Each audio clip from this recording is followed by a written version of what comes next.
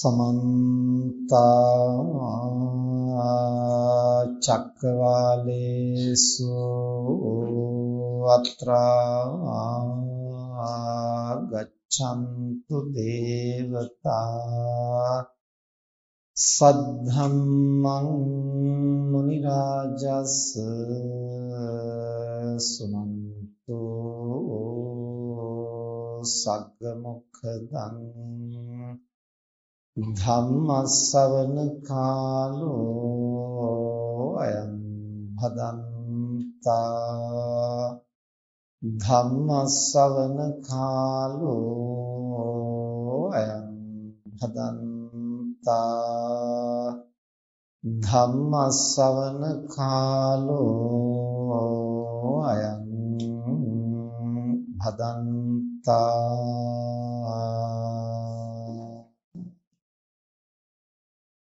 නමෝ තස් භගවතු අරහතු සම්මා සම්බුද්දස්ස නමෝ තස් භගවතු අරහතු සම්මා සම්බුද්දස්ස නමෝ තස් භගවතු අරහතු සම්මා සම්බුද්දස්ස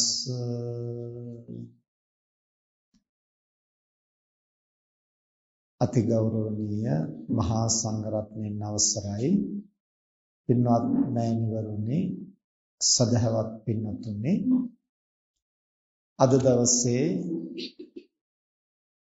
සතිපට්ඨාන දේශනාවන්හි අද දිනට નિયમિતව තියෙන්නේ අපට පැහැදිලි කරගන්නට කායානුපස්සනාවේ ආනාපාන සති කාණ්ඩයේ දෙවැනි කොටස. අපි පසුගිය මාසේ කතා කළා කායානුපස්සනාවේ පළවෙනි කොටස තමයි ආනාපාන සතිය. ඒ ආනාපාන සතිය බුදුරජාණන් වහන්සේ 16 ආකාරයකින් පැහැදිලි. අපි එතනදී සිහිපත් කළා ඒ 16 ආකාරයකින් දක්වන්නේ ඇයිද? පළමු කරුණු 4 ආනාපාන සතියේ කායානුපස්සනාව හැටියටයි දේශනා. දෙවන කරුණු 4 ආනාපාන සතියේ වේදනානුපස්සනාව හැටියටයි දක්වන්නේ. තුන්වෙනි කරුණු 4 ආනාපාන සතියේ චිත්තානුපස්සනාව හැටියට දක්වන්නේ. හතරවෙනි කරුණු 4 ආනාපාන සතියේ ධම්මානුපස්සනාව හැටියටයි දක්වන්නේ. එතකොට ආනාපාන සතිය කියලා ගත්තහම ඒක කායානුපස්සනාවටයි ඇතුළත් වෙන්නේ. එතකොට කායානුපස්සනා කර්මස්ථානයේ පාදක කොටගෙන ඒ කර්මස්ථානයේ පිහිටා සිටමින් නැවත කායානුපස්සනා, වේදනානුපස්සනා, චිත්තානුපස්සනා, ධම්මානුපස්සනා වශයෙන් මේ සතර සතිපට්ඨානයම ප්‍රගුණ කරන ආකාරයක් සතිපට්ඨාන එහෙම නැත්නම් ආනාපාන සතිය පාදක කොටගෙන බුදුරජාණන් වහන්සේ දේශනා. මේක ඉතාමත්ම වැදගත් කාරණයක්. අපි නිතරම සිහිපත් කළා ආනාපාන සති කමඨහන අපට සමත කර්මස්ථානයක් හැටියටත් පුහුණු කරන්න පුළුවන්, විදර්ශනා කර්මස්ථානයක් හැටියටත් පුහුණු කරන්න පුළුවන්. සමත කර්මස්ථානයක් හැටියට පුහුණු කිරීමේදී තමයි ආස්වාස ප්‍රස්වාසයේ එක් ස්ථානයක එහෙම නැත්නම් අපට දැනෙන එක් ස්වરૂපයක් පමණක් අරමුණු කරමින් ඒ ආකාරයෙන්ම නැවත නැවත සිහිය පවත්වන්නට උත්සාහ කරන්නේ. එතකොට එහි සිහිය දියුණු වෙනවා වගේම ඒකාග්‍රතාවය මුල් කොටගෙනයි සිහිය පවත්වන්නේ. එහිදී අපි උදාහරණයක් හැටියට සිහිපත් කළා හරියට අර විදුලි පන්දමක ඒ කියන්නේ ටෝච් එක අපිට ආලෝකය කුඩා කරලා එක තැනකට යොමු කරන්න ඉලක්කගත කරන්න. එහෙම ඉලක්කගත කරාම සම්පූර්ණ ආලෝකය එක තැනකට ඒකාග්‍ර වෙනවා. එතකොට එතන විතරයි ප්‍රකට වෙන්නේ. ඊළඟට අපිට ඒ විදුලි පන්දමේ ආලෝකය පුළුල් කරලා විහිදවලා හාත්පස පෙනෙන හැටියට ඕනම් විහිදවන්නටත් පුළුවන්. එහෙම විහිදෙවුවන් පස්සේ ආලෝකය සමස්තය පුරා විහිදී යනවා එක්තරා කෝණයක. එතකොට ඒ විහිදී යන සමස්තය අපට පැහැදිලිව පෙනෙන්නට ගන්නවා. විදර්ශනාවේදී අපි සිහිය පුහුණු කරනවා අර විදිහට ප්‍රඥාව මූලික කොටගෙන. ඒතර ප්‍රඥාව අවදි වෙන්නට තිබිය යුතු එක්තරා ගුණයක් තමයි හාත්පස පැහැදිලිව ප්‍රකට වෙන්නට ඕන. හාත්පස පැහැදිලි වෙන්නේ මොකටද? එතකොට තමයි යම්කිසි ධර්මතාවයන් අතර තියෙන හේතුඵල සම්බන්ධතාවය අපිට පැහැදිලි වෙන්නේ. විදර්ශනා ප්‍රඥාවෙන් අපි දැකිය යුතු එක් කාරණයක් තමයි ඒ සංස්කාර ධර්මයන්ගේ අන්‍යෝන්‍ය හේතුඵල භාවය. කවර හේතු ප්‍රත්‍යයෙන්ද මේක ගොඩ නැගෙන්නේ කියනවා. එතකොට ඒ ගොඩ නැගෙන හේතු ප්‍රත්‍යයන් පැහැදිලි කරගන්නට නම් එක තැනක අවධානය පවත්වලා ප්‍රමාණවත් වෙන්නේ නැහැ. ඊට අදාළ හාත්පස අපිට වැටහෙන්නට ඕන. එතකොට සිහිය තියෙන්න ඕන. සිහියෙන් තමයි අවධානය යොමු කරන්නේ. නමුත් අර හාත්පස තුලුල්ව දකිනකොට තමයි අන්තර් සම්බන්ධතාවයන් හේතුඵල භාවය අපිට පැහැදිලි. ඊළඟට එහෙම පුළුල්ව බලනකොට තමයි එක් එක් සංස්කාර ධර්මයන් ඉපදිලා නිරුද්ධ වෙන ආකාරය. ඒ නිරුද්ධ වෙනකොට තවත් ධර්මයක් ජනිත වෙන ආකාරය. එතකොට මේ උදය වය ඒ උදය වය භාවයටපත් වෙනවා විනා මෙතන ස්ථාවර ධර්මයක් පවතින්නේ නැහැ. ඒ නිසා මේ සංස්කාර ධර්මයන් අනාත්මයි. එතකොට මේ පුළුල් දර්ශනය අපට මතුවෙන්නට නම් එක කරුණක් පමණක් නෙමෙයි ඒහා සම්බන්ධ සමස්තය පිළිබඳව අපේ අවධානය යොමු කරන්න. එතකොට ඊළඟට චතුරාර්ය සත්‍ය දුක දුකෙහි හේතුව ඒ හේතුව වෙනස් කිරීම ඒ සඳහා මඟ. එතකොට මේ සමස්තය අපට පෙනෙන්නට නම් පුළුල් විදිහට අපි ඒ දිහා බලන්න. ඒ නිසා විදර්ශනාවේදී කරන්නේ සිහිය පිහිටවනවා. හැබැයි ඒ සිහිය පිහිටවන්නේ ප්‍රඥාව උපදින්නට පසුබිම සැකසෙන විදිහටයි. ඒ කියන්නේ හාත්පස පෙනෙන විදිහට, දැනෙන විදිහට, ප්‍රකට වෙන විදිහටයි සිහිය මෙහෙවන්නේ. එතකොට අන්න ඒ විදිහට සිහිය මෙහෙවන විදිහ තමයි මේ ආනාපාන සතිය මුල් කොටගෙන බුදුරජාණන් වහන්සේ මෙහිදී දේශනා කරන්නේ. එහෙමනම් සතිපට්ඨාන සූත්‍රයේ දක්වන ආනාපාන සති කර්මස්ථානය සමත කර්මස්ථානයක් හැටියටද විදර්ශනා කර්මස්ථානයක් හැටියටද එතකොට පැහැදිලි කරලා තියෙන්නේ? විදර්ශනා කර්මස්ථානයක් හැටියට. ඇයි අපි එහෙම කියන්නේ? පුළුල් විදිහට සතර සතිපට්ඨානයම වැඩෙන විදිහට ඒහා සම්බන්ධ අවශේෂ සාධක මනවින් ප්‍රකට වෙන විදිහටයි අපේ අවධානය මෙහෙවන්නට බුදුරජාණන් වහන්සේ එහිදී මඟ පෙන්නනවා. දැන් මෙහෙම කියනකොට අපිට සමහර කෙනෙකුට ගැටලුවක් මතුවෙන්න පුළුවන්. දැන් චිත්ත ඒකාග්‍රතාවය ඇති කර ගැනීමේදී අපි උත්සාහ කරන්නේ අවශේෂ කරුණු වලට අවධානය යොමු නොකොට එක් කරුණක් එක් ආකාරයකින් පමණක් දකින්නට. එක් කරුණක් විතරක් නෙමෙයි ඒ කාරණයක් එක් ආකාරයකින් දකින්න. මීට ඉහතදී අපි සමාධිය ගැන පැහැදිලි කරනකොට ඒ ගැන යම් ප්‍රමාණයකට විස්තර කළා. ඒ කියන්නේ දැන් අපිට පුද්ගලයෙක් දිහා බලනකොට නැවත නැවත ඒ පුද්ගලයා දිහා බලන්න පුළුවන්. හැබැයි බලද්දී ඕනනම් මේ පුද්ගලයාගේ වර්ණය අරමුණු කරන්න පුළුවන් එක් සිතකින්. සංඨාණය කියන්නේ හැඩය අරමුණු කරන්න පුළුවන් තව සිතකින්. මුහුණ අරමුණු කරන්න පුළුවන් තව සිතකින්. කෙස් අරමුණු කරන්න පුළුවන් තව සිතකින්. ඇස් අරමුණු කරන්න පුළුවන් තව සිතකින්. එතකොට එකම පුද්ගලයා දිහා බලාගෙන හිටියට ඒ සිත් වලින් අරමුණු කරන්නේ වෙන වෙන කරුණු. එතකොට එතන ඒකාග්‍රතාවයක් නැහැ. අපිට සමස්ත ආරම්මණය එකක් වගේ පේනවා. එකක් වගේ පෙනුනට ඒ එකෙහිම අනු කොටස් වශයෙන් වෙන වෙන කරුණු ගැනයි අවධානය යොමු කරලා තියෙන්නේ. එතකොට එතන ඒකාග්‍රතාවය නැහැ. ඒකාග්‍රතාවය කියන්නේ එකම අරමුණ එකම ස්වરૂපේ. ඒ කියන්නේ දැන් ඒකාග්‍රතාව කියන ගුණය හැම සිතකම පවතිනවනේ. ඒක සබ්බචිත්ත සාධාරණ චෛතසිකයක්. එතකොට ඒ නිසා කුසල් අකුසල් විපාක ක්‍රියා හැම සිතකටම සාධාරණයි ඒකාග්‍රතාවය. ඇයි ඒකාග්‍රතාවය හැම සිතකම තිබිය යුත්තේ? සෑම සිතකින්ම කෙරෙන කාර්යයක් තමයි අරමුණ ගැනීම. අරමුණු ගන්නේ නැතුව සිතට ජනිත වෙන්නට බෑ. අරමුණ ගන්නකොට අරමුණෙහි ගත හැකි ස්වરૂප ගොඩක් තියෙනවා.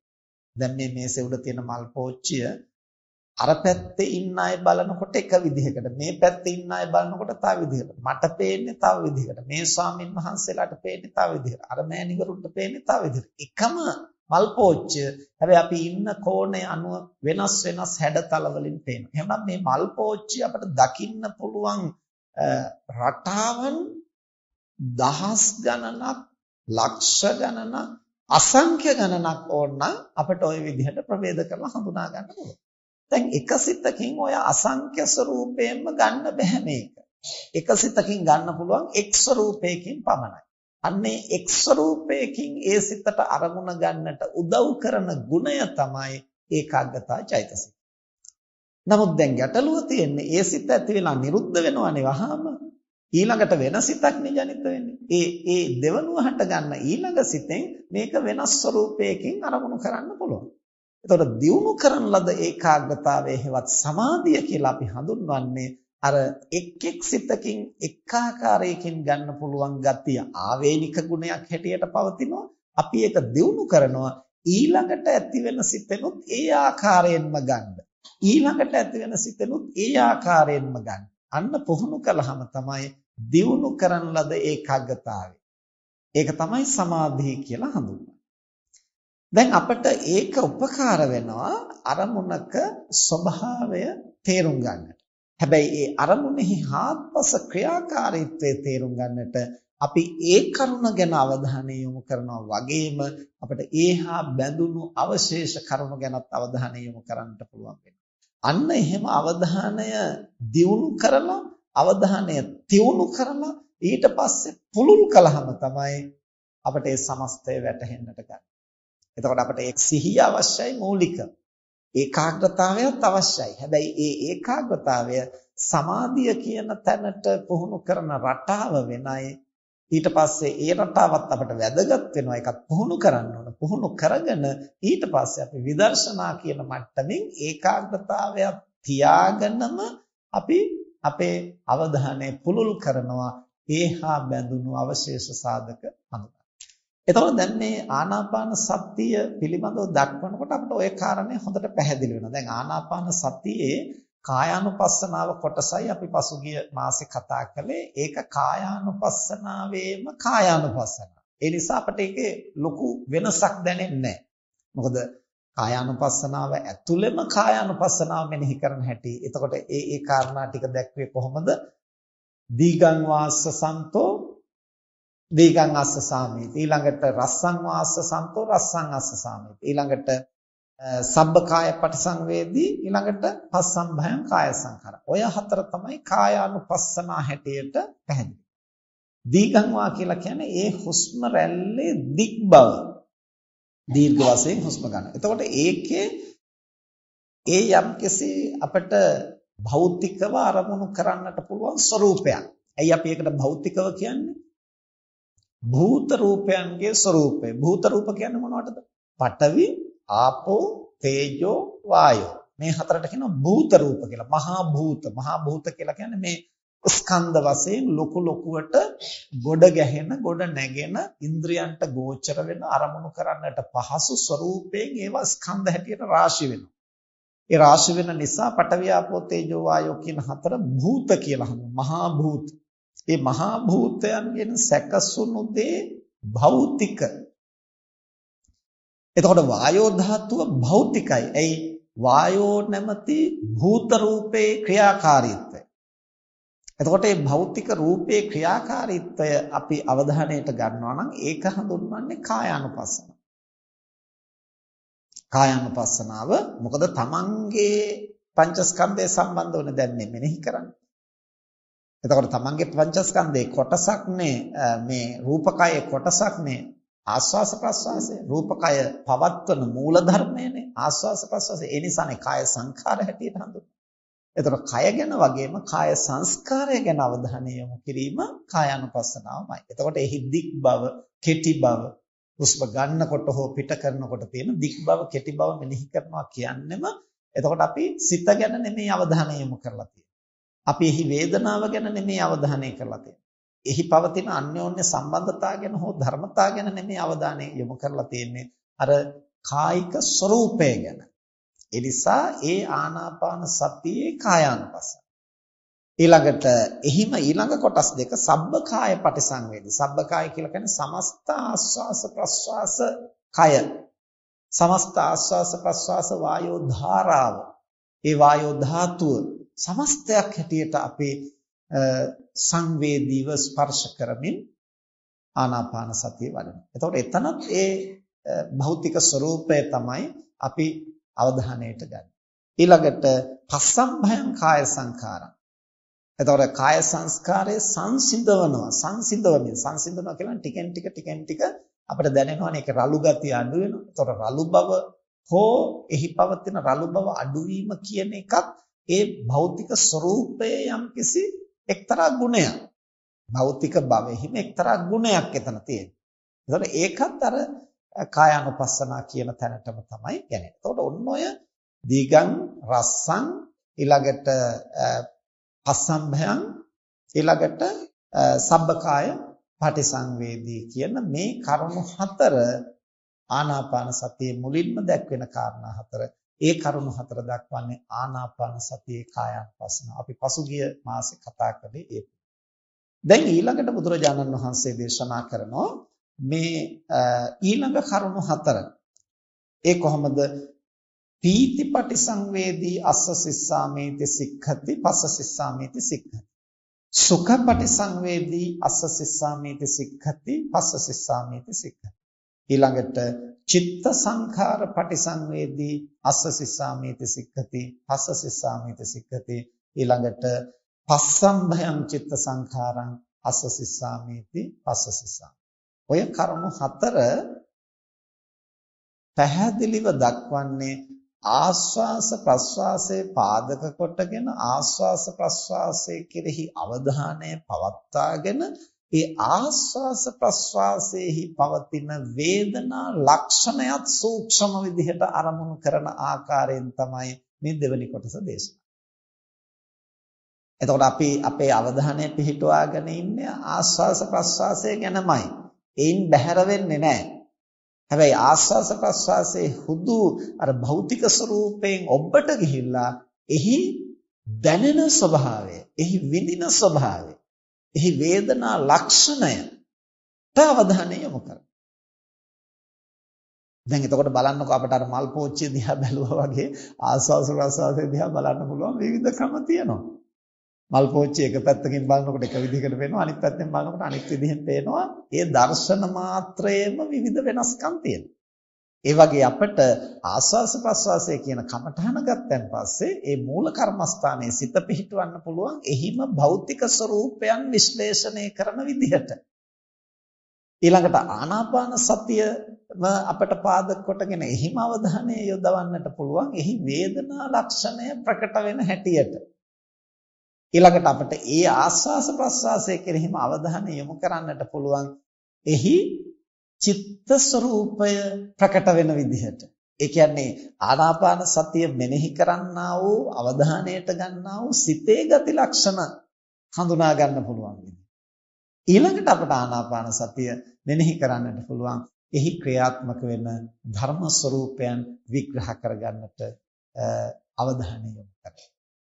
එතකොට ඒ නිසා තමයි ආනාපාන සතිය කායානුපස්සන, වේදනානුපස්සන, චිත්තානුපස්සන, ධම්මානුපස්සන හැටියට සතර ආකාරයකින් බෙදී යන්නේ. එතකොට අද අපිට තියෙන්නේ එහි දෙවනි, තුන්වෙනි, හතරවෙනි කොටස් ටික වේදනානුපස්සන හැටියට කොහොමද වඩන්නේ?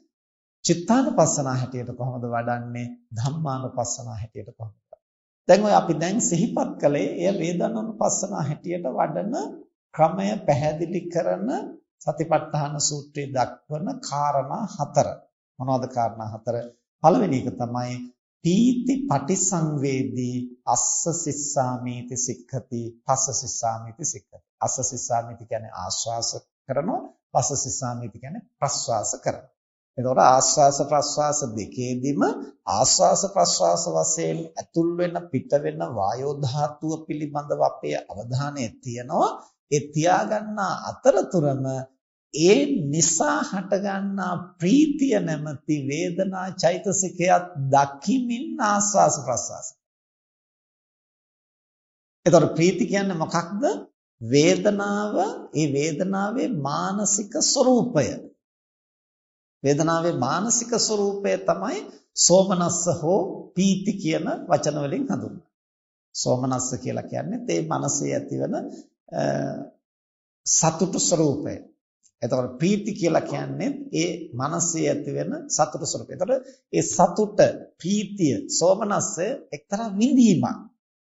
ඒ වේදනා චෛතසිකයට එය වැටහෙන විදිහ විඥානයේහි පහළ වෙන්නා වූ වේදනා චෛතසිකයෙන් ඒ විඳීම. දැන් වේදනා කියලා කියන්නේ අරමුණු රසය විඳ ගන්නවා.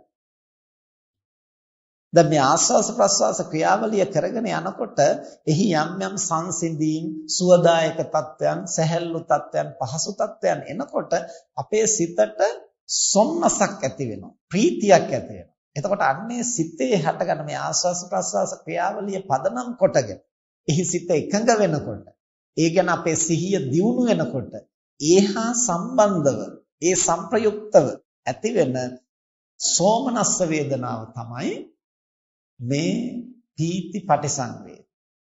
දැන් පින්නතුනේ මේක ටිකක් සංකීර්ණයි වගේ හිතෙන්න පුළුවන්.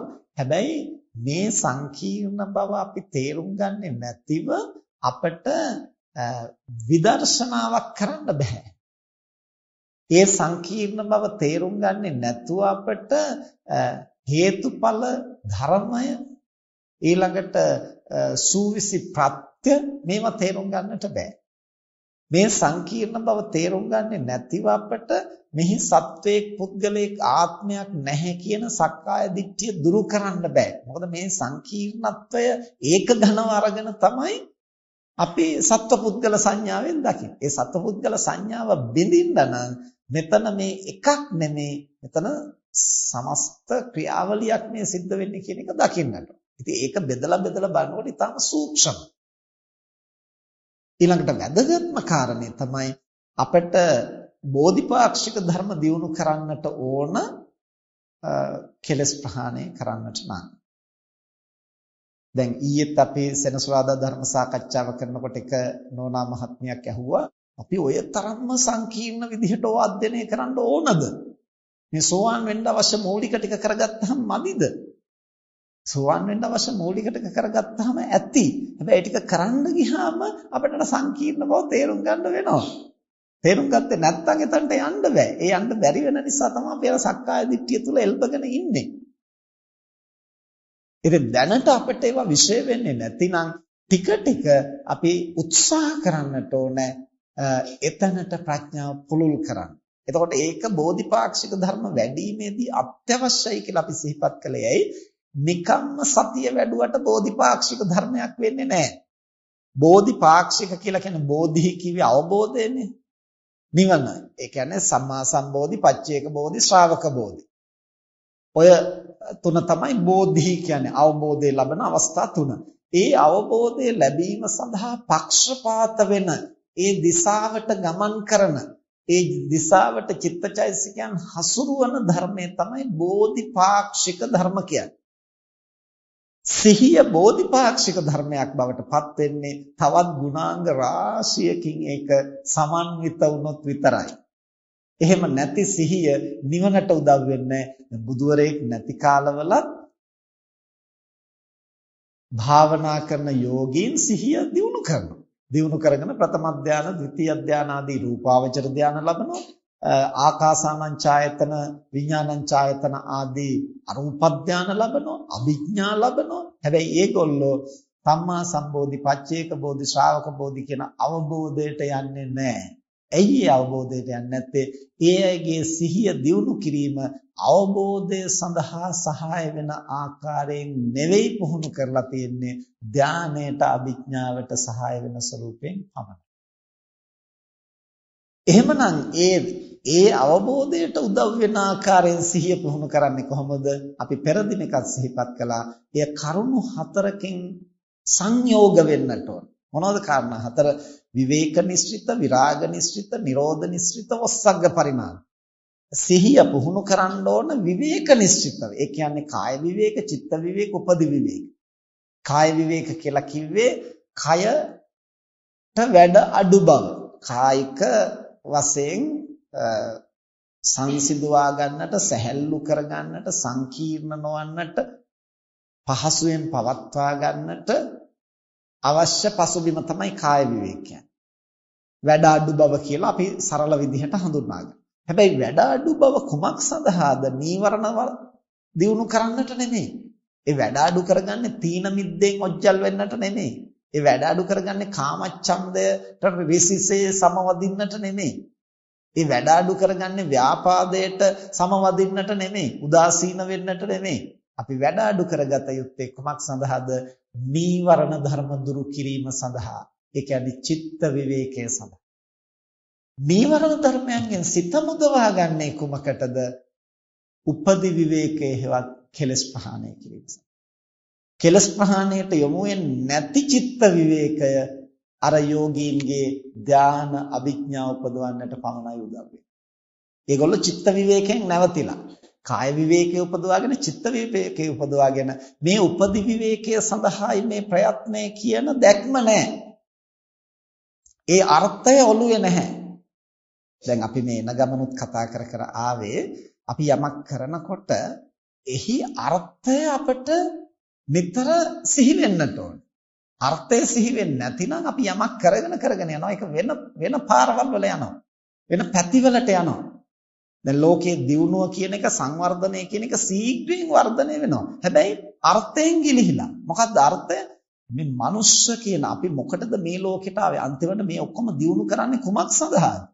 ගුණධම් වඩන්නටයි, යථාබෝධය ලබන්න. ඒතර ගුණධම් වැඩෙන්නේ නැත්නම්, යථාබෝධය ලැබෙන්නේ නැත්නම්, ඒ යථාබෝධය කියන තැනින් අපි බොහෝ දුරස් වෙනවා නම්, ගුණධම් කියන තැනින් අපි පිරිහෙනවා නම්, අන්තිමට ඒ සංවර්ධනය මොන දිශාවටද ගිහින් තියෙන්නේ? මූලික පරමාර්ථයෙන් බැහැරට. අන්න ඒ වගේ අපි පුහුණු කරන අපේ හැකියාවන්, අපේ ගුණයන්, මානසික ගුණාංග අපි දියුණු කරන දිශාව මොකක්ද කියලා හරියට අපිට පැහැදිලි වෙන්නට ඕන. ඉලක්කයක් තියෙන්න ඕන, දැක්මක් තියෙන්න ඕන. එහෙම නැතුව දියුණු කරන ගුණය දියුණු වෙන්නේ නැහැ. එයි ඒකට දිශාවක් නැහැනේ. දිශාගත කළොත් තමයි ඒ ඔස්සේ අපිට ඉදිරියට යන්න පුළුවන්. දැන් අපිට වාහනයක් ගත්තාම හැම පාරකම එකවර යන්නට බෑනේ. ඒ යන්නට මම මෙන්න මේ පැත්තටයි මේ පාරේ යන්නේ කියලා අපි පැහැදිලිව ඉලක්ක කරගන්න. ඉලක්ක කරගත්තාම ඒ දිශාවටයි යන්නේ. අන්න ඒ වගේ අපි යම්කිසි ගුණයක් ප්‍රගුණ කරනකොට ඒකට අදාළ දිශානතිය සැකසෙන්නේ දැක්මත් එක්කලා, ඉලක්කයත් එක්ක, පරමාර්ථයත් එක්ක. එතකොට සිහිය පුහුණු කරන්නේ කවර පරමාර්ථයකින්ද කියන බව අමතක කරලා සිහිය පවත්වන්නට ගියොත් අපට ඒ සිහිය අවබෝධය සඳහා උදව් වෙන බෝධිපාක්ෂික ධර්මයක් වෙන්නේ නැහැ. ඒ නිසා අපට සිහියත් එක්කම වැඩෙන්නට ඕන මේ කය අපි සැහැල්ලු කරගන්නේ කුමකටද? සිත නීවරණයන්ගෙන් නිදහස් කරගන්න. එතකොට කායානුපස්සනාව වඩනකොට, කයේ සැහැල්ලුව දැනෙනකොට, කයේ සුව පහසුව දැනෙනකොට අපේ මනස ඒකත් එක්ක බද්ධ වෙන්න පුළුවන්, ඇලෙන්න පුළුවන්. ඒ කායික සුව පහසුවත් එක්කලා ඇලෙන ගතිය පාලනය කරගන්න පුළුවන් වෙන්නේ මේ දැක්ම තිබුණොත්. මොකද්ද?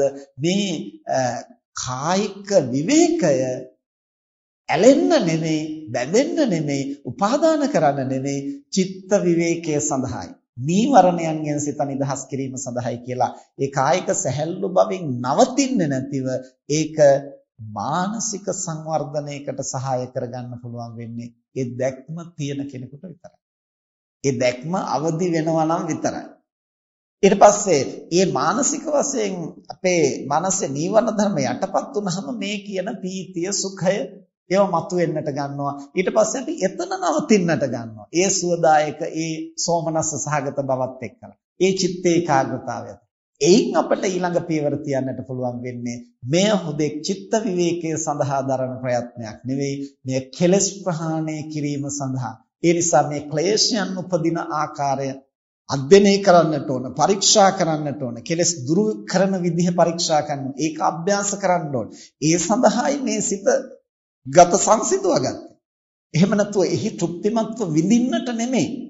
ඒ දැක්ම අවදි වෙන කෙනෙකුට විතරයි එය කෙලස් ප්‍රහාණය කිරීමේ විදර්ශනාවක් දක්වා මෙහෙවන්නට පුළුවන්. එතකොට දැන් සිහිය කියන එක හඳුනා ගන්නට ඕන මුලින්. ඊට පස්සේ ඒ සිහියේ ඔය කියන ගුණාංග හඳුනා ගන්න. දැන් මේක සංකීර්ණයි කියලා අපිට අතහරින්නට බෑ.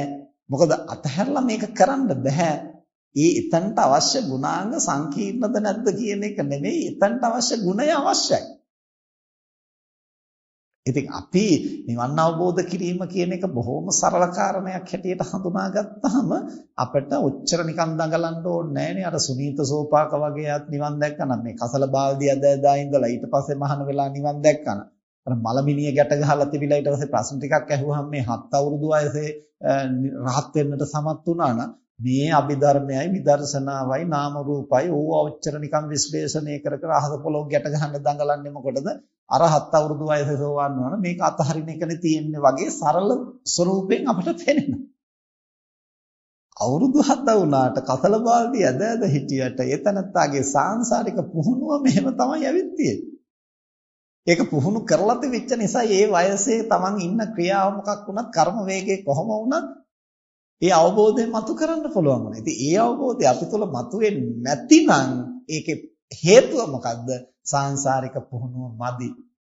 ඒ දැක්ම හරියට අපි හඳුනාගෙන නැහැ. ඒ දැක්ම තියුණු කරලා නැහැ. එhmenan ඒ දැක්ම අවදි කරන්න ඕන, තියුණු කරන්න. ඒක තමයි අපි මේ විදර්ශනාවෙන් කරන්නේ. එතකොට ඔය කිව්වේ කාය විවේක, චිත්ත විවේක, උපදි විවේක කියන විවේක නිශ්චිත කියන එක කාරණයක්.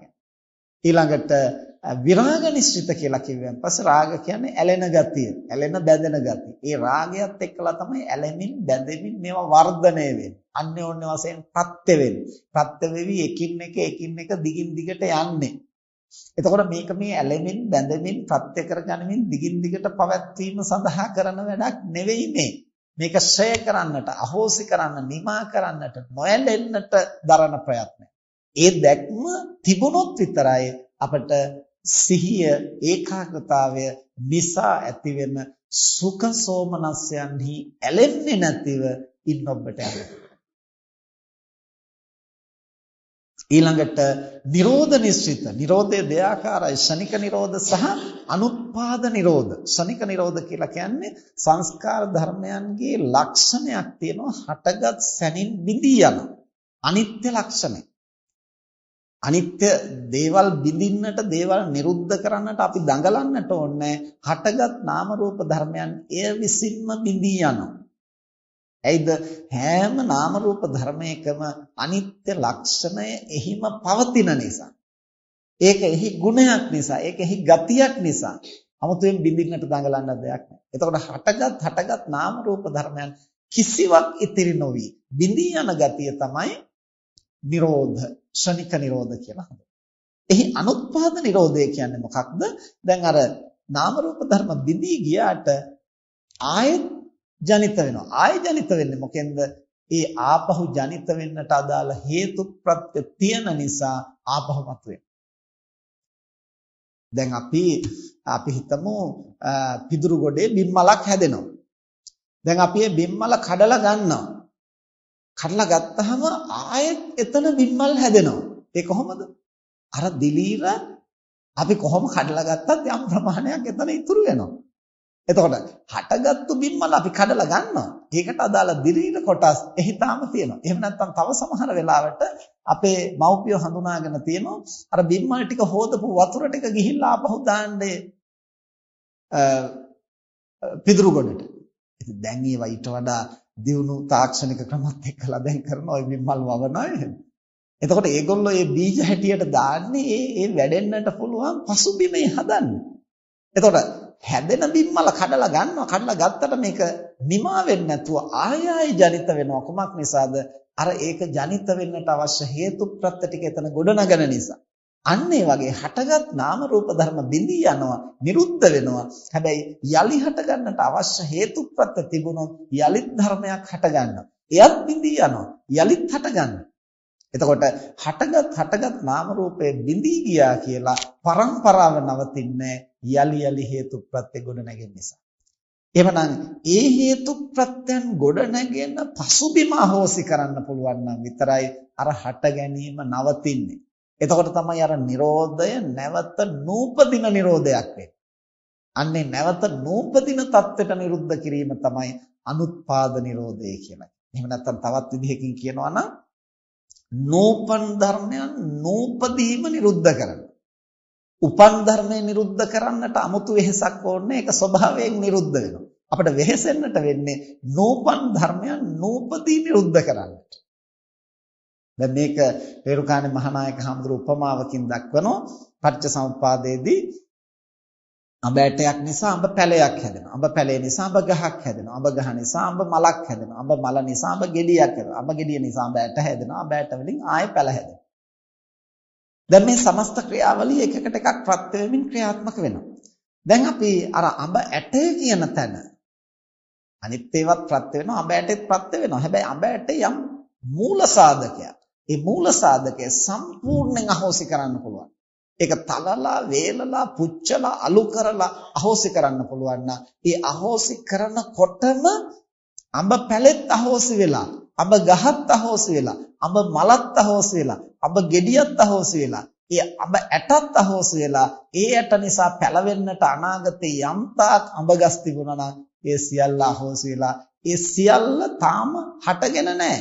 තාම ඉපදිලා නැහැ. ඒ උපදිච්ච නැති සියලු ධර්මයන් නැවත නූපදින ආකාරයටපත් වෙනවා අඹ ඇටේ විනාශ කිරීමත් එක්ක.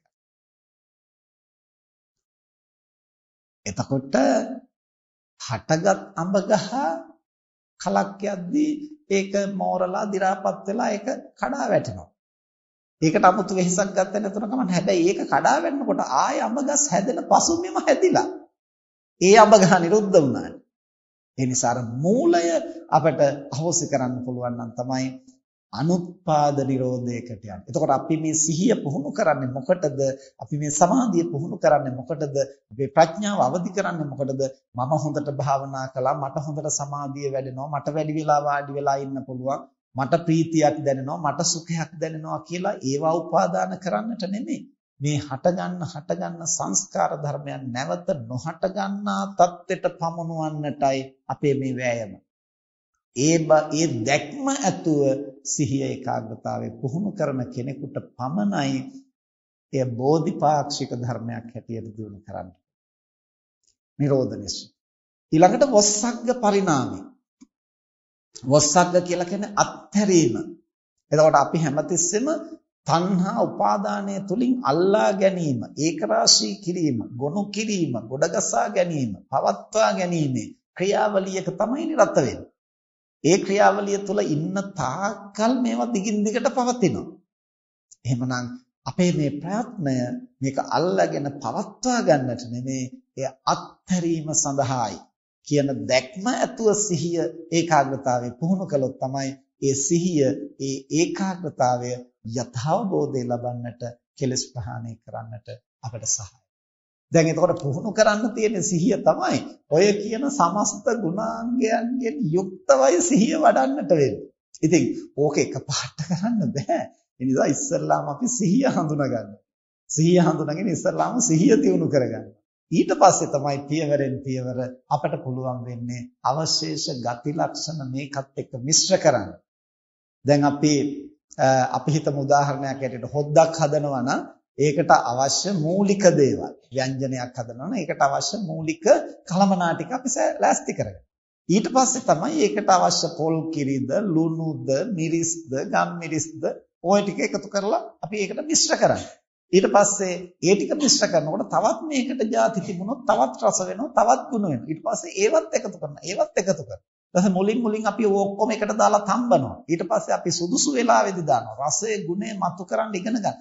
දීර්ඝ කාලයක් මේක කරද්දි තමයි අපිට ඒකේ නියම ප්‍රමිතිය, නියම తত্ত্বය, රසය, ගුණය මතුවෙන හැටියට ඒ ව්‍යංජනය සකසන්නට ඒ කෞශල්‍ය දියුණු වෙන්නේ. ඉතින් ඒ වගේ මූලික කරුණු ඉගෙනගෙන ටිකෙන් ටික වර්ධනය කරන්න. එතකොට අපි ආනාපාන සතිය දැන් කායानुපස්සනාව වඩන කෙනා මූලික වශයෙන් ආස්වාස ප්‍රස්වාස මාත්‍රය හරියට ස්පර්ශ කරන්නට මනස පුහුණු කරනවා. දැන් අර පසුගිය මාසෙත් අපි කතා කරනකොට සමහරව කියපු කාරණයක් තමයි සමහරුන්ට ආස්වාස ප්‍රස්වාසය ප්‍රකට නැහැ, දැනෙන්නේ නැහැ. දැන් ඉතින් ආස්වාස ප්‍රස්වාසයක් දැනෙන්නේ නැත්නම් පීති පරිසංවේදී ඒකේ පීතිය හොයන්න, ඒකේ සුඛය හොයන්න, ඒකේ දීර්ඝ බව කෙටි බව කොහෙ හොයන්නද? මේක හුස්ම වැටෙන එකවත් තේරෙන්නේ නැත්තම්. ඒ නිසා පළමු පියවර ආස්වාස ප්‍රස්වාස පිළිබඳව අවධානය පුහුණු කිරීම. අපට දැනෙන මට්ටමට සකසා ගැනීම. ඊට පස්සේ ඒකේ දික් බව, කෙටි බව, සංසිඳන බව අපි අධ්‍යයනය කරා. ඊටත් පස්සේ ඒකේ සුඛ වේදනා, සෝමනස්ස වේදනා ආදී පිළිබඳව අපි සැලකිලිමත්. ඊටත් පස්සේ තමයි ඒක අරමුණු කරන සිතේ ස්වરૂපය අපි අධ්‍යයනය කරන්නේ. ඊටත් පස්සේ තමයි එහි අනිච්චානුපස්සී, නිරෝධානුපස්සී ආදී වශයෙන් එහි ධර්මතා අපි ප්‍රත්‍යවේක්ෂා කරන්නේ. එහෙම තමයි අනුපිළිවෙලින් වර්ධනය කරගත යුත්තේ. ඉතින් ඒ නිසා දැන් මේ කාරණා අලුතෙන් සම්බන්ධ වෙන හෝ අලුතෙන් අහන කෙනෙකුට අර ගැටලුව මතුවෙන්න පුළුවන්. ඇයි මේවා මේ තරම් සංකීර්ණ කරගන්න? ඔච්චර සංකීර්ණ කරගන්න ඕනද අපිට නිවන් දකින්න? ඊට වඩා සරල විදිහට සිහිය පිහිටුවා ගත්තාම ඇති නේද? එහෙම හිතෙන්න පුළුවන්. නමුත් ඒ සිහිය පිහිටුවා ගැනීම කියන එක කවර අර්ථයකින්ද කළ යුත්තේ? කවර දිශාවටද මෙහි යුත්තේ කියන එක තමයි මේ විදර්ශනා භාවනාවේදී බුදුරජාණන් වහන්සේ අපට පැහැදිලි කරන්නේ. එතකොට දැන් මෙතන පළමු කාරණේ අපි කිව්වා, ඒ කියන්නේ වේදනානුපස්සනාව සම්බන්ධව ආස්වාස ප්‍රස්වාදයේදී දේශනා කරන පළමු කාරණේ මොකද්ද? පීති පටිසංවේදී අස්ස සිස්සාමීති පස්ස සිස්සාමි. එතකොට ප්‍රීතිය හඳුනා ගනිමින්, පටිසංවේදී කියලා කියන්නේ ඒ පිළිබඳව අවධානය යොමු කරමින්, එය ස්පර්ශ කරමින්, එය වටහා ගනිමින්, ඒ පිළිබඳව සංවේදී වෙමින් ආස්වාස ප්‍රස්වාස කරනවා. එතකොට ආස්වාස කරද්දිත් ප්‍රස්වාස කරද්දිත් වායෝ ධාරාවේ ක්‍රියාකාරීත්වයේ පිළිබඳ තමයි පූර්ණ අවධානය පවතින්නේ. ඒ අවධානය පවතින අතරතුරේ Tamanගේ සිතට ඒ ක්‍රියාවලිය නිසා දැනෙන විදීම, ඒක ගැනත් අවධානය පවත්වන්නට මනස පුහුණු කරනවා. ඊළඟට දෙවෙනි අවස්ථාව තමයි සුඛ පටිසංවේදී අස්ස සිස්සාමේති සික්ඛති පස්ස සිස්සාමේති සික්ඛති. සුඛ පටිසංවේදී කියලා කියන්නේ, සුඛ කියන්නේ සැපය. දැන් මොකද්ද පීති සුඛ කියන දෙකේ වෙනස? අන්න කායික වශයෙන් අපට දැනෙන සුව පහසුව අපි සුඛ කියන නමින් හඳුනනවා. වේදනාවේ ස්වરૂප තුනක් හෝ සමහර තැනක පහක් බුදුරජාණන් වහන්සේ දේශනා කළා. එතකොට තුනක් හැටියට දේශනා කරන තැන්වල සුඛ, දුක්ඛ, උපේක්ඛා. පහක් හැටියට දේශනා කරන තැන්වල සුඛ, දුක්ඛ, උපේක්ඛා, සෝමනස්ස, දෝමනස්ස. ඒ සෝමනස්ස දෝමනස්ස කියලා කිව්වේ සුඛයෙහිම මානසික වශයෙන් දැනෙන ගුණය තමයි සෝමනස්ස කියලා කියන්නේ. දුක්ඛයෙහිම මානසික වශයෙන් අපි විඳින ස්වરૂපය තමයි දෝමනස්ස කියන්නේ. ඒක කායික වශයෙන් විඳින දැනෙන ස්වභාවය තමයි කය ඔස්සේ ඒ ස්පර්ශය අපි විඳ ගන්නා ස්වરૂපය තමයි සුඛ දුක්ඛ කියලා මේ බෙදා වෙන් කරන්නේ. එතකොට ආස්වාස ප්‍රස්වාසයේ ප්‍රගුණ කරනකොට කායික වශයෙන්ුත් අපට අර අනිත් වෙලාවට නැති යම්කිසි සුවදායක බවක්, පහසු බවක්, ප්‍රණීත බවක් අපට දැනෙන්නට පටන් ගන්නවා. එතකොට එහෙම දැනෙනවා කියන බව අවධානයට ගන්න ඕන. දැන් ඇයිද මේවා මෙහෙම වෙනම අවධානයට ගන්නෙ?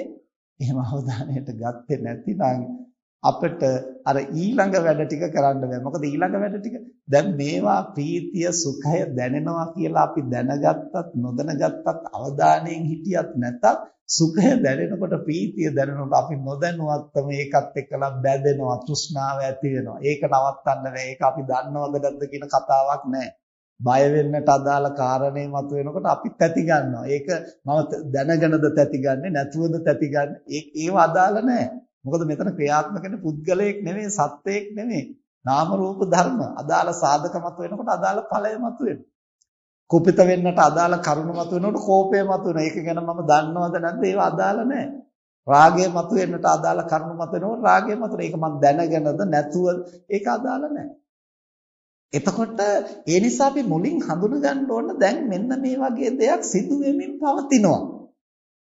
මේ ආස්වාස ප්‍රස්වාසය හා ප්‍රතිබද්ධව ඒක ගැන අවධානය පවත්වනකොට ඒක දැන සිහිය පවත්වනකොට දැන් ඔන්න මගේ කය සංසිඳෙමින් පවතිනවා. ආස්වාස ප්‍රස්වාසයේ සංසිඳෙමින් පවතිනවා. ඒ නිසා දැන් මට කායික සුව පහසුවක් දැනෙමින් පවතිනවා. ඒ අනුව මට යම්කිසි චිත්ත සෝමනස්සයක් ප්‍රීතියක් දැනෙමින් පවතිනවා. මේවා ගැන අවදියෙන් හිටියොත් විතරයි ඒ සම්බන්ධව තෘෂ්ණාවෙන් බැඳෙන්නේ නැතිව ඉදිරි පියවරට යන්නට පුළුවන්. ඒ නිසා දැන් මේ තාම කතා කරන්නේ සතිපට්ඨානයම තමයි. ඒ සතිපට්ඨානයෙන් අර එක් කරුණකට සීමා වෙන්නේ නැතිව එහි ඒ තුල පවතින තවත් ගුණාංග ගැන අවධානය යොමු කරනවා. අන්න ඒ විදිහට අපේ සිහිය පුළුල් කරන්න තමයි අර කියන ප්‍රභාව, අර කියන දැක්ම, ඒ කියන ප්‍රඥාව, ඒ කියන හේතුඵල සම්බන්ධතාවය අපිට හරියට ප්‍රකට කරගන්නට පුළුවන්.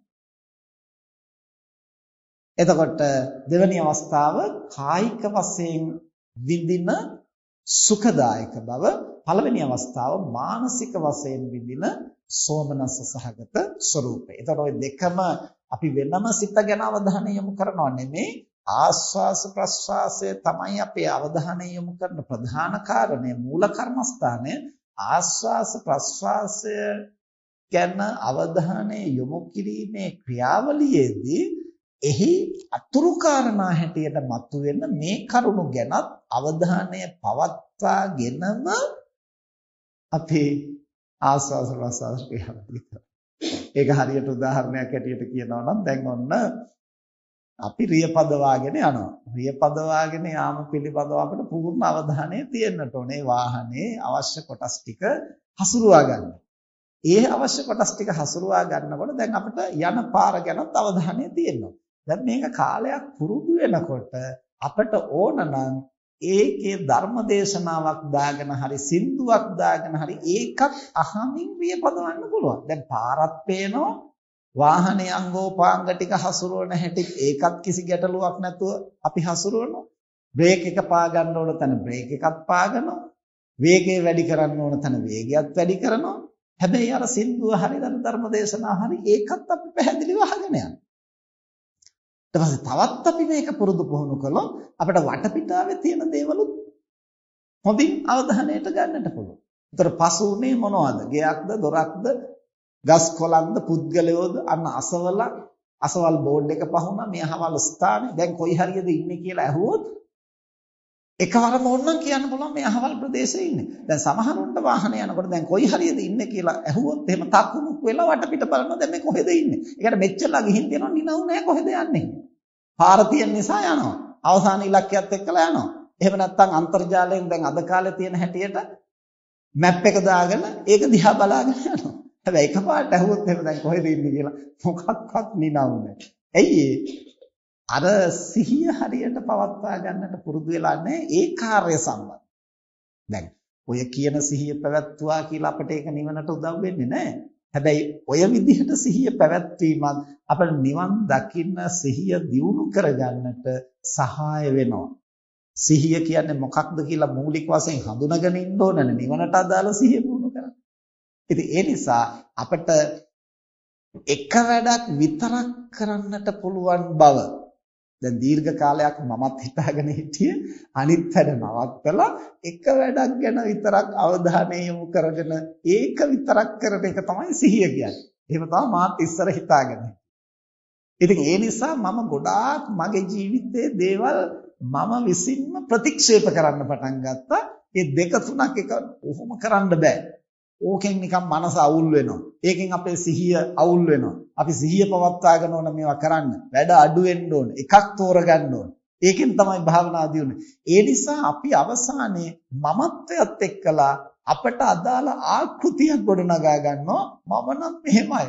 මම නම් සිහිය පවත්වන කෙනෙක්. මම නම් ওই වැඩි වැඩ පටලවා ගන්නෑ. මම නම් ඔය සංකීර්ණ කරගන්නේ නැහැ. අන්න එහෙම අවසානයේ අර නිවන සඳහා අවශ්‍යයි කියලා හිතෙන ගුණයත් ඊට පස්සේ අපි උපාදාන කරගෙන ඒක මමත්වයේ කොටසක් බවට පත් කරගෙන ඊට පස්සේ ඒ තුල ආකෘතිගත වෙලා වර්ධනය කරන්න උත්සාහ. ඉතින් එහෙම පුරුදු වෙච්ච මානසික தත්ත්වය මට අදටත් 100% ගැලවෙන්න බැරි ප්‍රශ්නයක් වෙලා තියෙනවා. එහෙම දීර්ඝ කාලයක් එහෙම හිතලා එහෙම කල්පනා කරලා එහෙම ආකෘතිගත වීම ඒ ප්‍රශ්නෙන් තවමත් ගැලවෙන්න අමාරුයි. ඒ කියන්නේ තවමත් ස්වභාවිකව මගේ මනස කැමති වෙන්නේ මම යන්නේ අර ওই වැඩි වැඩ ඕනේ නැහැ නිකන් ඒවා පැත්තකින් තියලා අර අඩු වෙන් කරගත්තු එකක් මම තෝරගත්තු එකක් මම කැමති එකක් ඒකත් එක්කලා සැහැල්ලුවෙන් වැඩ කරන්න තියෙනවා නම් ඒකට තමයි මම ප්‍රිය. ඒ හුදෙක් රුචිකත්වය නිසා විතරක් නෙමෙයි දිගු කලක් මං හිතුවා ඒක තමයි නිවන් මඟ කියන්නේ. හැබැයි මේවා පුහුණු කරගෙන යනකොට අපිට ප්‍රායෝගිකව තේරෙනවා එහෙම විතරක් යන්න පුළුවන් ගමනක් නෙමෙයි. ඉතින් ඒත් එක්කලා අනිත් ඇහෙනේවා අනිත් දැනෙනේවා. ඉතින් ඒවට මොකද කරන්නේ? එතකොට දැන් මේ ප්‍රායෝගික ලෝකයේ අපිට අර විද්‍යාගාරයක පරීක්ෂණ කරනවා වගේ අනිත් ඔක්කොම සාධක පාලනය කරලා අපට ඕන සාධක දෙක තුනක් විතරක් මතු කරගෙන අපිට ලෝකේ කටයුතු කරන්න පුළුවන්. එහෙනම් ඉතින් කනත් වහගෙන, නහයත් වහගෙන, කටත් වහගෙන විතරක්ද අපි ඇහෙන් බලන්නේ? නෑ ඇහෙන් බලනකොට කනත් ඇහෙනවා. එතකොට නහයටත් දේවල් දැනෙනවා. ඒ අස්සේ හිතත් ක්‍රියාත්මක වෙනවා. දැන් ඔය ඔක්කොම සක්‍රිය වෙනවා. අතිශය වේගවත්. ඉතින් අපිට මේ යථාර්ථය හඳුනා ගන්නටයි පුහුණු වෙන්න වෙන්නේ. ඒක සංකීර්ණයි. ඒක වැඩි එච්චර ඔහොම කරන්නේ කොහොම? එහෙම කියලා හරියන්නේ අපිට අපේ සිහිය ඒ මට්ටමට අනුක්‍රමයෙන් පුහුණු කරන්නට වෙනවා. එහෙම නැති වුණොත් අර සංකීර්ණත්වයේ තුල අපි මුලා වෙනවා, පැටලෙනවා. එහි ස්වરૂපය හඳුනා ගන්නට බැරි වෙනවා. ඒ නිසා මේ භාවනා කාර්යයට යොමු වීලා අපි භාවනාව ප්‍රගුණ කරද්දිත් සමහර වෙලාවට අපේ ප්‍රධාන ඉලක්කයට පරිබාහිර සංකල්පවල හිර වෙනවා. ඒ බඳු ආකෘති අප විසින්ම හදාගන්න. මේ භාවනාව සම්බන්ධව එහෙම අපි අප විසින් හදාගත්තු වැරදි ආකෘති හරියට තියෙනවා. අපි අර මුලිනුත් සිහිපත් කළේ භාවනා කරන්න වාඩි වෙන්නම ඕන. එතකොට කොන්ද කෙලින් තියෙන්නට ඕන, අතක් උඩ අතක් තියෙන්නට ඕන, ඇස් පියා ගන්නට ඕන. ඒ අපි හදාගත්තු ආකෘති. ඒතර බුදුරජාණන් වහන්සේ ආනාපාන සතිය සම්බන්ධව ඉරියව්ව දේශනා කරනවා. මොකද ආනාපාන සතියේදී ඒක සාධකයක් වෙනවා. ඒක අවශ්‍යතාවයක්. අනිත් හැම භාවනාවකදී මේක අවශ්‍යයි කියලා නියමයක් නැහැ. එතකොට අර සාධකයේ තියෙනවා නම් විතරයි ආනාපාන සතිය කරන්න පුළුවන් කියලා. එහෙම නියමයකුත් නැහැ. ඒ ප්‍රශස්ත සාධකය ඒක වඩා වැදගත් සාධකය ඒකත් එක්ක අපිට මේක කරන්න පුළුවන් නම් වඩා ප්‍රශස්තයි. එහෙම බැරි නම් තියෙන විදිහට පුළුවන් විදිහට දේවල් කරගෙන යන්නට වෙනවා. ඊළඟට තුන්වෙනි කාරණේ තමයි චිත්ත සංඛාර පටිසංවේදී අස්සසිස්සාමස.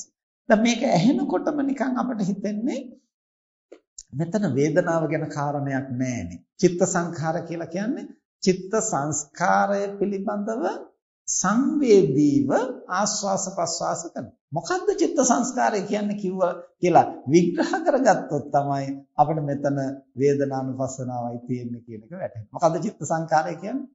සංඥා වේදනා. සංඥා වේදනා දෙකයි සිත ජනිත කරන සිත සක්‍රිය කරන මූලික සාධක දෙක. එතකොට සංඥා වේදිත නිරෝධය සංඥා සහ වේදනා දෙක නිරුද්ධ කළාම එතනින් එහාට සිත නිෂ්ක්‍රීයයි. ඊළඟට අසඤ්ඤතලයේ සංඥා නිරුද්ධ කරපු ගම එතනින් එහාට සිත නිෂ්ක්‍රීයයි. එතකොට සංඥා වේදනා දෙක සක්‍රියව පවතින තාක්කල් විතරයි සිතෙහි ක්‍රියාකාරීත්වය පවතින. ඒ නිසා සංඥා වේදනා දෙක චිත්ත සංඛාර සිත ජනිත කරන, සිත නඩත්තු කරන, සිත පවත්වන මූල සාධක දෙක. එතකොට චිත්ත සංඛාර පටිසංවේදී කියලා කියන්නේ සිත සක්‍රිය කරන ඒ සංඥා වේදනා පිළිබඳව අවධානය යොමු කරමින් ආස්වාස ප්‍රස්වාසය ගැන සිහිය පවත්වා ගන්න. එතකොට ආස්වාස ප්‍රස්වාසය ගැන සිහිය තියෙන්නත් ඒකෙන් ගැලවෙන්නේ නැහැ. හැබැයි ඒ ආස්වාස් ප්‍රස්වාස ක්‍රියාවලිය අරමුණු කරන සිත තියෙනවනේ. අන්නේ සිතේ ගති ලක්ෂණත් අධ්‍යයනය කරමිනුයි මේක. දැන් පින්නතුන්ට වැටහෙනවද අර මුල්ම දවස්වල මම කිව්වා සිහිය කියන්නේ හුදෙක් අරමුණ ගැන බලා ඉන්න එක විතරක් නෙමෙයි. එහෙනම් මොකද්ද කරන්න ඕන? අරමුණ ගැනත් ඒ අරමුණට ප්‍රතිචාර දක්වන සිත ගැන දෙකම ගැන අවධානය තියාගන්න ඕන කියලා අපි කිව්වේ. අන්නේ මේ හේතුව නිසායි. ඒ අරමුණ ගැන සිත ගැන දෙකම ගැන අවධානය නැතිනම් අපිට විදර්ශනාවක් වඩන්න බෑ. ඒ සිහිය විදර්ශනාවකට උදව් වෙන්නේ නැහැ. අර යම්කිසි ඒකාග්‍රතාවයකට සංහිඳියාවකට අපිට උදව් වෙන්න පුළුවන්. ඒ නිසා විදර්ශනාව පුහුණු කරන කෙනෙක් සිහිය ප්‍රගුණ කිරීමේදී වෑයම් කරන්නට ඕන අරමුණ ගැන අවධානය වගේම ඒ අරමුණු කරන්නා වූ සිත. ඒ කියන්නේ ආධ්‍යාත්මික ආයතනයත් බාහිර ආයතන. දැන් ඊයේ ධර්ම සාකච්ඡාවේදී තව ප්‍රශ්නයක් මතු කළා ඒ විදිහට දැන් අපි මේ ලෝකේ තියෙන ඔක්කොම ගැන ඔය පටලවාගෙන දඟලන්න ඕනේ නිවනට අදාළ කාරණා විතරක් අපි දැනගත්තාම ඇති. ඒක තර්කානුකූලයි. හැබැයි එතකොට එතුමා කිව්ව කාරණේ තමයි අපි මේ ආයතන ටික ගැන සැලකිලිමත් වුණාම ඇති මේ ලෝකේ තියෙන ඔක්කොම ගැන සැලකිලිමත් වෙන්න ඕනේ. එතකොට මම අහුවා ආයතන වලට අමතරව ලෝකේ තව මොනවද තියෙන්නේ? චක්කු, රූප, සෝත, සද්ද, ඝාන, ගන්ධ, જીවහා රස, කාය පොට්ටබ්බ, චිත්ත ධම්ම. ඔයිට අමතරව තව මොනවද ලෝකේ තියෙන්නේ? බුදුහාර දේශනා කරන ඔච්චරයි සමස්ත ලෝකය. එතකොට මේ ලෝකෙ ඔක්කොම ඕනේ ආයතන ගැන අවධානය පවත්වන්න කියනකොට මොකක්ද ඒ කතාවේ තේරුම? ඒ කතාවේ තේරුම ආයතන කියන්නේ මොකක්ද කියලා හඳුනාගෙන නැති බවේ ප්‍රශ්නේ. එතකොට ඒ විදිහට අපි සමහරට දන්නා ධර්මකාරණා තුලින්ම අපි ආකෘතිගත වෙනවා. එතකොට ඒකෙන් අදහස් කරන්නේ මේ ඉරහඳ හැදිච්ච හැටි ඔක්කොම අපි දැනගන්න ඕන නිවන් දකින්න කියන එක නෙමෙයි. අපේ මනස හා සම්බන්ධ වෙන කාරණා වලින් සිත නිදහස් කරගන්න නම් ඒ කරුණු කොහොමද සක්‍රිය වෙන්නේ කියන එක ගැන දැනගන්නට ඕනේ. තේරුණාද ඒ කියන දේ? අපිට බුදුහාමුදුරුව අවබෝධ කළ ඔක්කොම අවබෝධ කරන්න ඕන නිවන් දකින්න කියලා නියමයක් නැහැ. හැබැයි මගේ මනස පිටසක්වල ගැනම උනන්දු වෙනවා නම් පිටසක්වල ගැනම හොයන්න කුතුහලය තියෙනවා නම් මට නිවන් දකින්නට ඒ පිටසක්වල පිළිබඳ සංකල්පයෙන් මගේ හිත මුදව ගන්නට ඕන. මුදව ගන්නට නම් ඉතින් ඒකත් එක්ක පැටලිලා තියන්නේ ඇයිද කියලා හොයාගෙන මොකද්ද පිටසක්වල කියන්නේ කියලා අධ්‍යයනය කරන්න වෙනවා. ඒකේ තියෙන નિසර බව හඳුනා ගන්න. මට පිටසක්වල පිළිබඳව අමාරුවක් නැත්තම් මට ඒ ගැන හොයන්න ඕනේ නිවන් දකින්න. තේරුණාද කියන කාරණා? ඒතර අපේ මනස මොකක් එක්කද බද්ධ වෙලා තියෙන්නේ? අපේ ඇස, අපේ කන, අපේ නාසය. ඔව් ලෝකයක් එක්ක. එතකොට එක් එක්කෙනාගේ ලෝකය පෞද්ගලිකයි. Tamanට අනන්‍යයි. ඒ Taman පැටලිලා ඉන්න තැනින් Taman ලෙහෙන්නට ඕන. ඒක හැමෝගෙම එක වගේ නෙමෙයි. එතකොට ඒ ප්‍රමාණයට තමන් පැටලිලා ඉන්නවා නම් ඒ පැටලිලා ඉන්න තැනින් ලෙහා ගන්නට ඒ කාරණේ පිළිබඳව අපි සිහිය පවත්වන්නට සිද්ධ වෙනවා. එතනදී සිද්ධ වෙන ක්‍රියාවලිය මොකක්ද? එතනදී බාහිර ක්‍රියාවලියේ සමස්තය අපට විග්‍රහ කරගන්න බැරි වුණාට ඒ බාහිර ආයතනය සහ අභ්‍යන්තර ආයතනය කොහොමද සම්බන්ධ වෙන්නේ? සම්බන්ධ වීමේදී කොහොමද බාහිර ආයතනය සම්බන්ධව ආධ්‍යාත්මික ආයතනයේ ප්‍රතික්‍රියා දක්වන්නේ කොහොමද? ප්‍රතිචාර දක්වන්නේ කොහොමද? ඒ බාහිර ආයතන නිසා ඇතුලේ මොකද්ද සිද්ධ වෙන පරිවර්තනය? අර්බුදය. එතකොට දැන් මේක හඳුනාගන්නේ නැතිව අපිට මේ ආධ්‍යාත්මික බාහිර ආයතනයන්ගේ අන්‍යෝන්‍ය ප්‍රත්‍යභාවය අන්‍යෝන්‍ය බන්ධනේ ලෙහන්න බෑ. ඉතින් ඒක ලෙහන්න ඕන නම් ඒ බාහිර ආයතනයේ ක්‍රියාකාරීත්වය 100% හඳුනා ගන්න පුළුවන් වුණත් බැරි වුණත් ආධ්‍යාත්මික ආයතනය තුල මොකද්ද සිද්ධ වෙන්නේ කියන එක අපිට වටහා ගන්න වෙනවා. ඒ නිසා ආනාපාන සතිය ආස්වාස ප්‍රස්වාසය ගැන තමයි අපි බලන්නේ. ඒ බැලුවා වුණාට ඒකට සිත ප්‍රතික්‍රියා දක්වන විදිහ, ඒ සම්බන්ධව ක්‍රියාත්මක වෙන සිත ජනිත වෙන විදිහ, අර සංඥා සංඛාර දෙක දැන් ආනාපාන සතිය සම්බන්ධ වූ සිතක් උපදින්නට නම් ආස්වාස ප්‍රස්වාසයේ සංඥාව ගන්න පුළුවන් වෙන්න ඕන. දැන් ඒකනේ අර පහුගිය මාසේ සමහරුකේ මට ආස්වාස ප්‍රස්වාසය දැනෙන්නේ නැහැ කියලා. දැනෙන්නේ නැත්නම් ඒක සම්බන්ධව හිත පහළ වෙන්නේ නැහැ. එතකොට ආනාපාන සතිය දැනෙන්නේ නැත්නම් ඒකේ තේරුම මොකද්ද? ආනාපාන සතිය අරමුණු කිරීමෙන් සිත පහළ වෙන්න. සිත පහළ වෙන්නට නම් ආස්වාසය හෝ ප්‍රස්වාසය පිළිබඳ සංඥාව ගන්න පුළුවන් වෙන්න. ඒ ආස්වාසය සහ ප්‍රස්වාසය කියන වායු ධාරාව ක්‍රියාත්මක වීමේ සුඛ හෝ දුක්ඛ හෝ උපේක්ඛා හෝ යම් වේදනාවක් දැනෙන්නට ඕන. ඒ සංඥා වේදනා දෙක ග්‍රහණය කරමින් තමයි ඊට අදාළ කාය විඥානය පහළ වෙන්නේ. එතකොට මේ කාය විඥාණයෙන් තමයි ආස්වාස ප්‍රස්වාසය දැනගන්නේ. ඉතින් දැනගන්නට ක්‍රියාත්මක වෙන සිත සක්‍රිය වෙන්නට නම් ඒහා සම්බන්ධව අරමුණ හා සම්බන්ධ සංඥාව වේදනාව මතුවලා තියෙනවා. ඉතින් අන්නේ ක්‍රියාවලිය විග්‍රහ කරගනිමින් ඒ පිළිබඳව දැක්ම ඒ පිළිබඳ සංවේදී බව ඇතිව ආස්වාස ප්‍රස්වාසය ගැන සිහිය පවත්වන්න. ඊළඟට හතරවෙනි අවස්ථාව තමයි පස්සම්භයං චිත්ත සංඛාරං අස්ස සිස්සාමිත සික්ඛති පස්ස සිස්සාමිත සික්ඛති. පස්සම්භයං කියලා කිව්වේ සංසිඳවනවා. කොහොමද? දැන් ඉස්සල්ලා කිව්වේ උඩදී කිව්වේ පස්සම්භයං කාය සංඛාර. ආස්වාස ප්‍රස්වාස කය සංසිඳවමි. මෙතන කියන්නේ පස්සම්භයං චිත්ත සංඛාර. දැන් අපිට මුල් අවස්ථාවේදී දැනෙනවා ආස්වාස ප්‍රස්වාස වායු ධාරාව ටිකෙන් ටික සංසිඳන ආකාරය. ඒකේ රළු ගතිය සංසිඳිලා සූක්ෂම වෙන ආකාරය. ඊට පස්සේ අපිට දැනෙන්න ගන්නවා සිත බොහොම රළු විදිහට ක්‍රියාත්මක වුණා. රළු විදිහට අරමුණ ගත්තා. හැබැයි දැන් ටිකෙන් ටික මේ ආනාපාන සතිය දියුණු වෙන්න අර චිත්ත සංස්කාරයක් ටිකෙන් ටික සංසිඳෙනවා. ඒ කියන්නේ සිතේ යම්කිසි සෞම්‍ය ගතියක්, සිතේ යම්කිසි සංසිඳුණු ගතියක්, සිතේ රළු බව අඩු ගතියක්, සෞම්‍ය ගතියක්, සැහැල්ලු ගතියක් අපිට ටිකෙන් ටික දැනෙන්න ගන්න. ඒතර කායික සංහිඳියාව වගේම චිත්ත සංහිඳියාවක් අපිට දැනෙන්නට. ඒ බව අවධානයට ගනිමින් ඒ ගැන සංවේදී වෙමින් ආනාපාන සතිය පුහුණු. එතකොට ඔය දැන් අපි අද කතා කළේ දෙවෙනි කොටස. ඒ කියන්නේ කායානුපස්සනාවේ ප්‍රථම කොටස වන ආනාපාන සතියේ දෙවෙනි කොටස වන වේදනානුපස්සනාව සම්බන්ධව දක්වන ආනාපාන සති කාර්ය. ආස්වාස ප්‍රස්වාස ක්‍රියාවලිය ගැනයි මේ කතා කරන්නේ. ආස්වාස ප්‍රස්වාසය පිළිබඳවයි සිහිය පැවැත්වීම ගැන කතා කරන්නේ. ඒ ආස්වාස ප්‍රස්වාසය ප්‍රගුණ කරද්දී ඒ පිළිබඳව සිහිය පවත්වද්දී අපි කොහොමද ඒහා බැඳුණු සිත විසින් හඳුනා ගන්නා වේදනා ලක්ෂණය ප්‍රකට කරගනිමින් ඒ ආස්වාස ප්‍රස්වාසය ගැන සිහිය පවත්වනවා. ඉතින් එහෙමනම් දැන් පැයක් පමණ ගත වුණා. අපි ඊළඟ කොටස ඊළඟ මාසේ කතා බහ කරමු.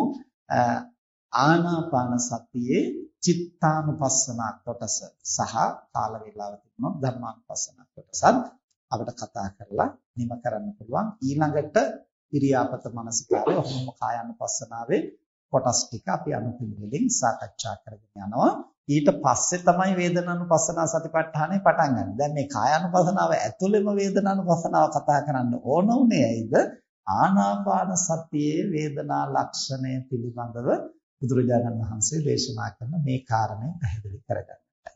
හොඳයි එහෙමනම් මේ අසුද්ධහම් කරුණු සිහිය වඩාත් ප්‍රගුණ කරගෙන ඒ සිහිය වඩාත් සියුම් කරමින් ප්‍රඥාව උපදින ආකාරයට විදර්ශනා සංප්‍රයුක්තව සිහිය ප්‍රගුණ කිරීම සඳහා හැම දිනාටම මහෝපකාරී වේවා කියලා ආශිර්වාද කරා.